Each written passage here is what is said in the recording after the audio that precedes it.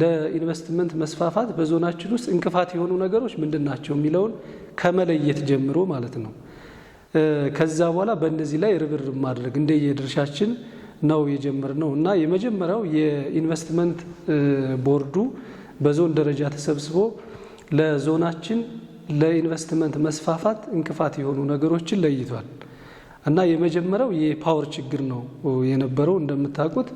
ሁለተኛው የግብዓት አቅርቦት ችግር አለ።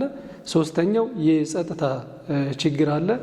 በአራተኛ ደረጃ ምናልባትም ገበያ ላይ ያሉ ማነቆዎች አሉ።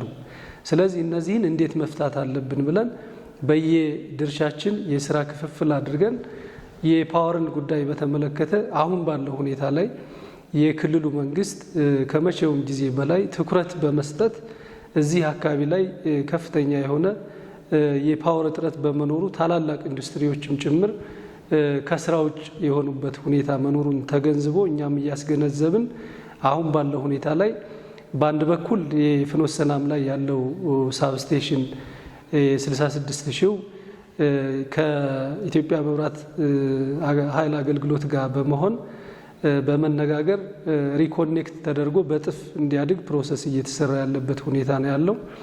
በሌላ በኩል ደግሞ የቡሬ ሳብስቴሽን ሁለት ችግሮች ነው የነበሩበት። የመጀመሪያው የሳብስቴሽኑ ላይ የነበረውን ግንባታ ፈጥኖ የማስጀመር የፓወር ሃውሱ ማለት ነው። በሌላ በኩል ደግሞ የትራንስሚሽን ላይን የሚባለውን ከደብረ ማርቆስ ጀምሮ እስከ ቡሬ ድረስ የሚሄደውን ከሶስተኛ ወገን ነፃ የማድረግ ስራ ነው እንዲሰራ ተፈልጎ የነበረው። እነዚህ በሁለቱም በኩል መጓተቶች ነበሩ። አሁን ባለው ሁኔታ ግን ይሄንንም ቢሆን የሶስተኛ ወገን ጉዳይ ፈተን በሁሉም አካባቢዎች ላይ አርሶ አደሩን ይዞታ ከለየን በኋላ የካሳ ስሌት እዚህ አካባቢ ያለውን ነገር ጨርሰን አሁን ካሳውን እንዲከፈላቸው ወደ ክልሉ መንግስት ያቀረብንበት ሁኔታ አለ።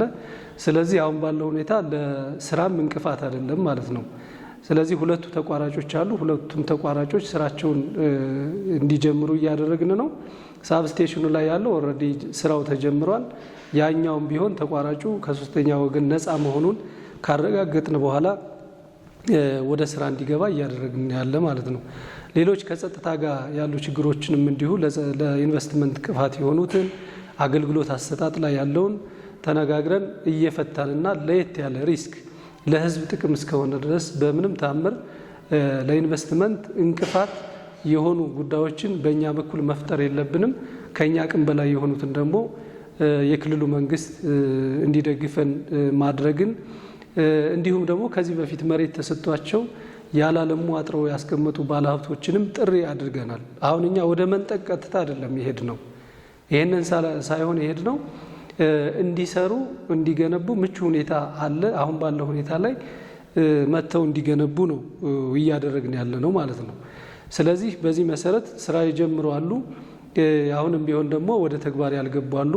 እነዚህን ህጋዊ አሰራሩን ተከትለን ያው የማስተካከያ እርምጃ እየወሰድን ባለሀብቶችን እየደገፍን የሚሰሩ ባለሀብቶችን ወደዚህ ወደ ዞኑ ገብተው እንዲሰሩ በማድረግ በተለይ ደግሞ አምራች ኢንዱስትሪው ላይ ትኩረት አድርገን መስራት እና ከስራ እድል ፈጠራ ጋር ከሰለጠነ የሰው ኃይል ጋር የማስተሳሰር ስራን አጠናክረን የምንቀጥል ይሆናል ማለት ነው።